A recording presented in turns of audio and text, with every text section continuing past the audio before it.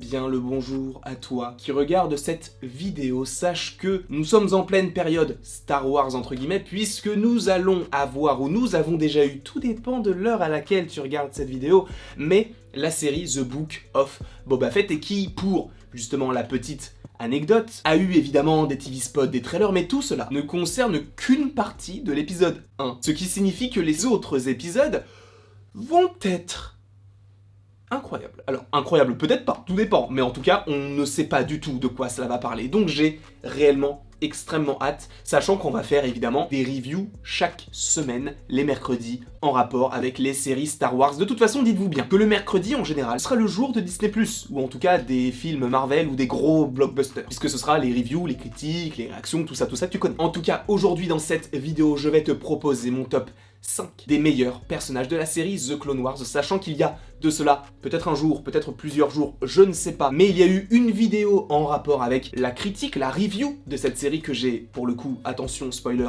adoré, même s'il y a quand même des défauts, comme dans tout programme, mais c'est vrai que cela m'a permis d'en apprendre beaucoup plus sur l'univers. Et sachez que mon top 5, si je ne dis pas de bêtises, ne va pas être forcément extrêmement inédit, puisqu'on me disait avant même que je regarde la série The Clone Wars, tu vas regarder The Clone Wars et tu vas aimer ce personnage-là. C'est même pas une question, c'est que je vais l'aimer, point final. Et oui, je l'ai aimé. Et il est vrai, je le conçois, que la plupart des choses où vous m'avez dit « tu vas aimer ce personnage », eh bien pour le coup, oui. Et je pense que mon top 2, notamment, ne sera pas extrêmement original. Mais ce sont les goûts et les couleurs, peut-être que tu ne seras pas d'accord, et évidemment, je veux de la bienveillance dans les commentaires, parce que si je te donne mon top 5, évidemment, moi je te propose de me donner ton top 5 si tu as vu la série, et attention spoiler, si tu n'as pas vu The Clone Wars, toute la série, j'entends, ne regarde pas la suite de cette vidéo parce que tu risquerais d'être spoilé, tu connais. Continuons donc le top 5, mettez-le moi en commentaire, et évidemment, respect, bienveillance, amour, fraternité,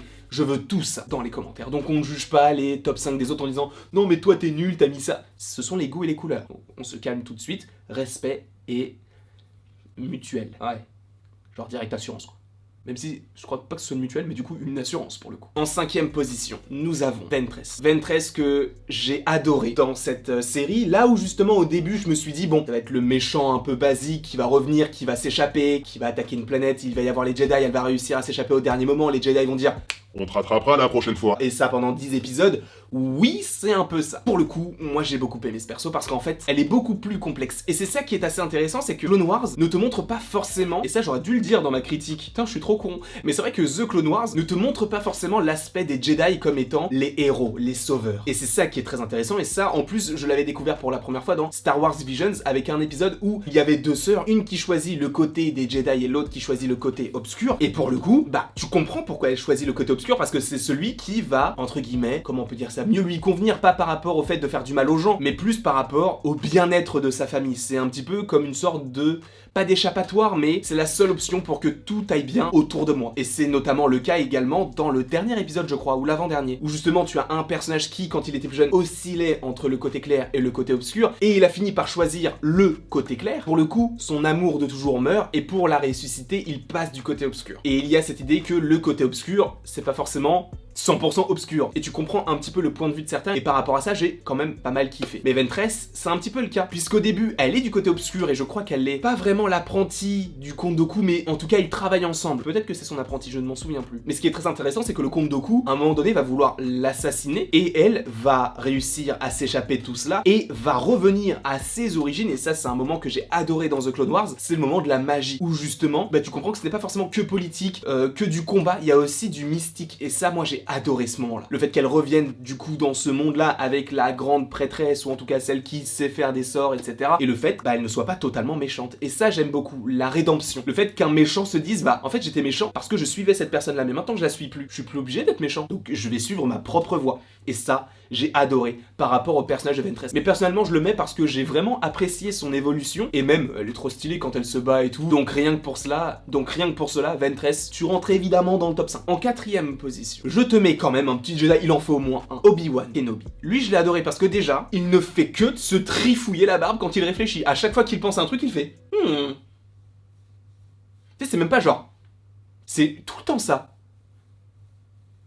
C'est vrai que c'est apaisant.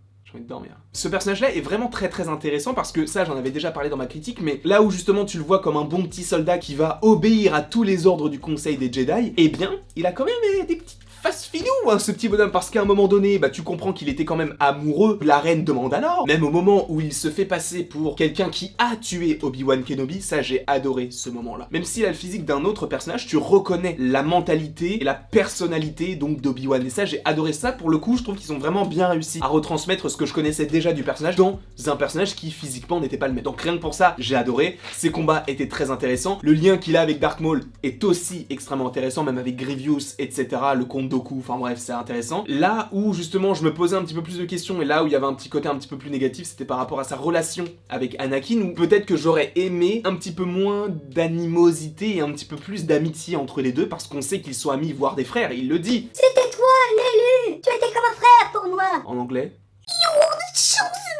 Bref, tu te souviens de cette scène-là? Eh bien, j'aurais aimé avoir un petit peu plus, tu sais, de moments un petit peu complices entre les deux. Parce que là, on a souvent Anakin qui n'obéit pas forcément aux ordres, qui est un petit peu récalcitrant, et qui va être extrêmement, comment on dit ça? Dans le second degré, il va souvent faire des petites blagues en disant « Ah bah vous êtes comme ça ». Oui, bon, là, j'avoue que juste avec ce « Ah bah vous êtes comme ça », vous n'avez pas forcément capté ce que je voulais dire par rapport au second degré, mais passons. En tout cas, Obi-Wan, très bon personnage que je glisse tout de suite dans mon top 4. Honnêtement, j'ai réfléchi avec Yoda, parce qu'avec Yoda également, la fin de la saison 6 est très cool, je trouve, mais je le mettrai pas dans mon top 5. Donc pour l'instant, 5ème position Ventress et 4ème position Obi-Wan. Et comment parler d'Obi-Wan Kenobi sans parler de Dark Maul en 3ème position? Dark Maul qui... Il est génial. Il est génial, ce personnage-là, parce que là où dans le premier, quand il était joué par Ray Park, si je ne dis pas de bêtises, où il ne parlait que très peu, il agissait surtout et il était surtout connu pour son double sabre et son physique très stylé, là, on rentre vraiment dans son intériorité et j'adore ça, le fait qu'il devienne fou parce qu'on lui a coupé les jambes. Au début, on pouvait penser que dans la menace fantôme, il était capoute, il n'en est rien. Il est toujours en vie et il est sur une planète entre guillemets poubelle, il a un corps d'araignée, enfin, c'est du... génie. En plus, il a un frère qui s'appelle Savage. Je trouve que les deux personnages fonctionnent extrêmement bien, avec d'un côté le cerveau avec Dark Maul et de l'autre côté les muscles avec Savage, c'est quoi son nom? Et même en plus, de temps en temps, il a des alliances avec des personnages où tu te dis pourquoi est-ce qu'il fait ça, notamment avec Prévisla, au moment où ils essayent entre guillemets de retourner Mandalore, je crois. Et ça, j'ai trouvé ça hyper intéressant, et même au moment, à la fin, je crois, de la saison 7, où Ahsoka libère justement Dark Maul, je trouve qu'il y a vraiment des interactions hyper intéressantes, et même avec Obi-Wan, là où pour le coup Obi-Wan se dit « Ah, il est encore vivant, bon bah je vais le réaffronter, c'est pas grave ». Ça, je trouve que c'est marrant pour le coup, parce que c'est comme s'il ne le prenait pas au sérieux, alors que Dark Maul, il est vraiment focus sur son truc, et lui, tout ce qu'il veut, c'est limite tuer Obi-Wan. Il lui a quand même coupé les jambes. Il y a aussi ce côté avec la planète natale de Ventress qui va aider, avec de la magie, à recréer entre guillemets le corps de Dark Maul. Enfin bref, c'est très intéressant par rapport à toute son histoire, et ça, j'aurais kiffé le voir en live action. Après, en animation, c'est tout aussi beau, hein, mais... j'ai hâte de voir, parce que, en fait, il y a une scène que j'attendais tout au long de la série, c'était le monologue qu'il a dans le désert, parce qu'on sait qu'il y a un monologue dans le désert avec lui, et moi j'attendais le Kenobi. sauf qu'il n'en est rien, il n'y est toujours pas. J'ai attendu, et qu'est-ce que je me suis dit à la fin de la saison 7 ?